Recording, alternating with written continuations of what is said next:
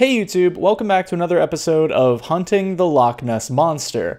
I'm your host, Nessie. You found me. When you think of OG YouTuber Toby Turner, aka Tobuscus, what comes to mind? Is it Minecraft, animated songs, dubbed movie trailer parodies, rants in his car? What? No, not the last one? Well, unfortunately for our eyes and ears today, that last one is what we're going to be looking at. Because he's been doing a lot of these lately, and I don't know what all that's about, but we're going to be checking out one video in particular and talking about some of the points that he brings up in this eye-opening experience. From incorrectly citing CDC studies, to flip-flopping on what he believes to be science, to spreading misinformation about things that have been debunked time and time again, to calling mask wearers words and names. With all of that in mind, you know, we're gonna watch this video, and maybe by the end you will agree with me that the overall message here doesn't make any fucking sense to anyone who, you know, has any semblance of media literacy and knows how to fact check anything. So let's get into it. Man, life is good. You remember when everybody was wearing masks? Oh my good lord. I mean, talking about, you know, a year ago, basically. I'm not talking about 100 years ago when everybody wore a mask when the coronavirus came out between the world wars.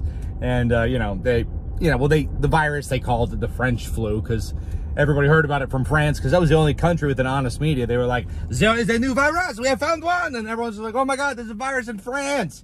And then France is like, no, it's from Spain. We heard about it from Spain. It is the Spanish flu. And then years later, we find out, well, China technically had the first outbreaks of it in Wuhan. What are the odds? Anyways, you know, you guys already know all that stuff. So we start off with Toby talking about how life is good because people aren't wearing masks as often, and then, you know, he goes into this comparison about the origins of the 1917 virus, which was later dubbed the Spanish flu, you know, and that being eerily similar to our current situation. No argument there. But is he implying that we should have called this the China virus? I'm not saying he's saying that, but it's kind of a fucking weird way to start a vlog. But let's not kick this off with conjecture, okay? Let's hear it straight from the horse's mouth. What does Toby think about masks? And what does he think about the people who wear masks? Content warning. It's really nice people aren't wearing masks because I guess somebody smarter than them must have told them some information that they were like, oh, that's why I don't have to wear a mask. Or somebody was like, hey, slave, you can take that mask off, you little weak, little stupid slave idiot. And you're like, okay. And then you listen. And then the next time they're like, you know what, slave, put that mask back on and let's put a lock on it. Like, okay. Okay, I never want to hear your voice again. Yeah, I don't know. Who knows? I don't know anything at all. I mean, I read a couple things, whatever. You know, the CDC put out a study saying that they did surveys in all these major big areas in the Northeast United States, and it's just a survey. Doesn't necessarily mean anything, but the people in the survey who said that they always wore a mask were the ones who were they were 1,000%, it was like a little bit more than 10 times more likely to have caught the virus. Okay, first off, I really tried to find what study he was talking about here, looking up any sort of survey about mask efficacy and COVID contraction by the CDC, and I could not find anything even remotely similar to what he's talking about here. I did see studies like this one from the CDC that said wearing a mask lowered the odds of testing positive by up to 83%, and this one from the CDC that compared Kansas counties with and without a mask mandate, showing again that COVID cases decreased with more masks. But strangely, no studies or surveys of any kind from big areas in the Northeast where there was a 1,000% higher chance of contracting COVID if you wore a mask. No study anywhere. Like, it's definitely probably just some bullshit photoshopped Facebook graphic made by somebody trying to stir up controversy. You know, if Toby isn't just lying out of his ass here and making up that he even saw this, which, you know, both are equally as likely right now. That study from the CDC, I would send it to my friends. I was like, see this? It's 10 times more people said that they got sick from the virus and they wore the mask all the time. And then the response is, well, the people who don't wear masks are liars. Okay, maybe. Maybe. Maybe. But the CDC published it, and I sent it to all my friends, and it didn't convince any of them. Bruh. The reason nobody was convinced is because you had a bogus source. You noodle? Anyway, let's listen to Toby be hilariously wrong about respiratory infection. And it didn't convince any of them to consider, maybe when you have an infection and your respiratory situation is trying to breathe the bacteria, the harmful bacteria, out of your mouth and nose, maybe if it can't do that and it just breathes it back in and causes pneumonia sometimes, they call it mask-induced pneumonia or whatever, which isn't it's not because of the mask necessarily. It's not good to wear a mask because you need oxygen. It reduces your oxygen intake, whatever. But if you don't exercise, hey, maybe not a big deal. But if you don't have COPD or asthma, maybe not a big deal. Anyways, but if you do have an infection already, you know, maybe it's not, I mean, if you read the studies, it's like, it's probably not good to breathe in the infected, and it causes pneumonia because then it breathes the same infected bacteria just further in your lungs, and a lot of people get pneumonia. Okay, mask-induced pneumonia was a very, very popular Fox News talking point around the start of the pandemic. And it is insane to me that people still discuss it like it's possible. I feel a little bit silly and a little bit goofy even having to say this, but mask-induced pneumonia isn't real. It's not real. You can look it up for yourself. There has not been a single reported case of anyone ever being admitted to an ICU due to pneumonia that was caused by an infection due to mask wearing. Toby asserts in this video that it seems irresponsible to have infected people wear a mask because you're not allowing your body to breathe out your infection, but there is no evidence that breathing in your own recirculated air causes pneumonia, and all that you're doing by breathing out an infection is spreading it to other people. Like, what? What? The mask is to protect yourself from others so that you don't get infected. That is correct. But more importantly, it's to protect other people from yourself. Asymptomatic carrying is a real thing, and if you have been existing in an environment with lower rates of mask wearing, you are at a higher risk of contracting the virus. Please don't not wear a mask because you think that the only way to get rid of the virus is to breathe it out. Because that is not how anything works. Okay, so Toby also says here that mask wearing is not good for you because you don't get enough oxygen. Since Toby likes the idea of citing the CDC, I'll do the same. Studies of healthy hospital workers, older adults, and adults with COPD reported no to minimal changes in oxygen or carbon dioxide levels while wearing a mask, either during rest or moderate physical activity. It can cause difficulty breathing or worsened skin conditions in some people when worn for long durations during intense exercise. So basically, masks make it harder to breathe when you're already in a condition where you're exerting yourself more than normal. They did these studies on elementary school age children, adolescents, healthy hospital workers, older adults, and adults with COPD. And to boot, the American Lung Association, the Mayo Clinic Nonprofit Academic Medical Center, and the Ohio State University Wexner Medical Center all say that it is not true that wearing a mask lowers oxygen intake. Okay, how far are we in this video? Almost halfway? Okay, funny enough, we're actually at my favorite part of the video, so let's watch. A lot of people get pneumonia. Anyways, doesn't matter. Who cares? Hey, wear a mask if you want. I don't care. I don't care. But it is funny. The people that are like, yeah, no masks, seem to be the nicer people. The people who wear masks are, kind of seem to be bullies. They'll yell at people. They'll scream at them. They're like, oh, you're killing grandma. They're like, you're stressing grandma out with your freaking throat. Maybe you should have more masks on, miss. Nobody wants to hear your bullshit, miss. No offense, whore. What the fuck? Right? Like, what the fuck? Yeah, Toby, making a real good case for yourself here, Chief. Keep it up. This is really the whole video. I got nothing else to say. I'm just gonna leave it here. Oh, thank God. What else am I gonna say? Oh wait, you thought this was over. You fool! No, because Tobuscus is here to talk about another conservative talking point. How we can't say anything anymore. Here we go! You know, what a lovely time to be alive still. You know, if you guys are still with me. It's kind of unfortunate that you can get, you're not really allowed to say any science. You know, it's not easy. Maybe more so now, but for a long time they were censoring science, banning literally the top cardiologist in the history of America, banned from YouTube, Twitter. Maybe not YouTube, Twitter. Anyway, banned from a lot of places. Whatever his name is. Peter McCullough. Ah, Peter McCullough, the best cardiologist in the history of America, who was quoted with such hits as, "Healthy people younger than 50 don't need a COVID vaccine. People who have recovered from COVID don't need the vaccine. And there's no evidence of asymptomatic spread of COVID-19.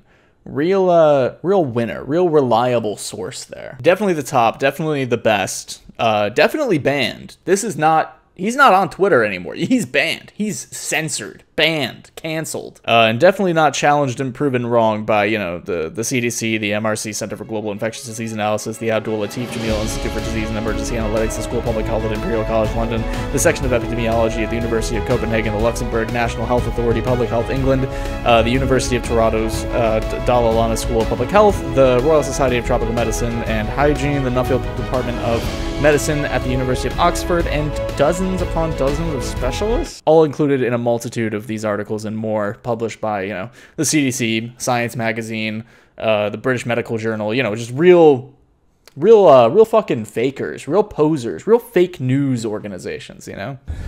And then there's the guy who invented the shot, banned. The guy who invented it. And he's like, yeah, I wouldn't put that in a human. Why? Well, you know, we didn't really test it. What? You know, it's cool. The technology's cool, but yeah, probably don't put it in a person. Well, what are people doing that for? I got a ranch. I got a big ranch now. I'm gonna go live on it. Anyway. Wow, that's actually crazy. You know, I wonder who he's talking about here. The inventor of the vaccine? Big stuff. Anyway, I forget what that guy's name is, but Robert Malone. Oh, well, For those of you unaware, Robert Malone is a biochemist whose early work did focus on mRNA technology, but he did not invent mRNA vaccines, and he definitely did not invent the COVID vaccine. His closest connection to being the inventor of a vaccine is that back in 1990, he contributed to a paper with several other students which first suggested that mRNA could be synthesized in a lab, and that this proved to be one of the earliest stepping stones toward eventually developing an mRNA vaccine. Now, let's be clear.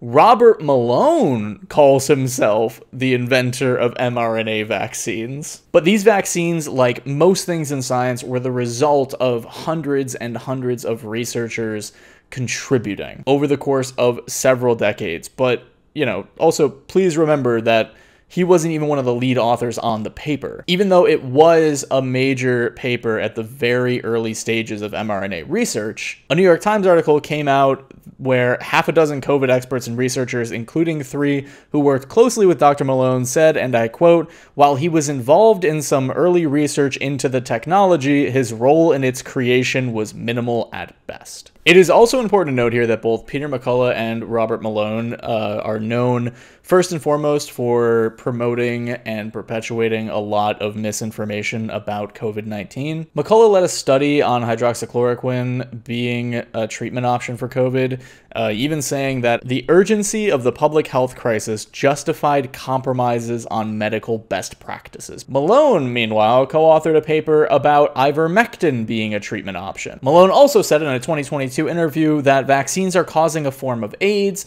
and on the Joe Rogan podcast, likened the American reaction to COVID-19 to the rise of Nazi Germany. Like, it took not that much research to find all of these things about these people. These are not good people. These are not reliable scientific sources. And it's not because I disagree with their politics, but because they are causing actual harm by muddying the waters of developed science to the point where conservatives are trying to find the truth about things like COVID, but they literally can't, because the people that they trust, medical professionals with their opinions, are spouting this bullshit and making it impossible for some people in smaller bubbles to break out and find the actual researched, confirmed, peer-reviewed science. So for Toby to tout these guys as not only legitimate sources, but as some sort of martyrs who got banned and censored and canceled for speaking the truth,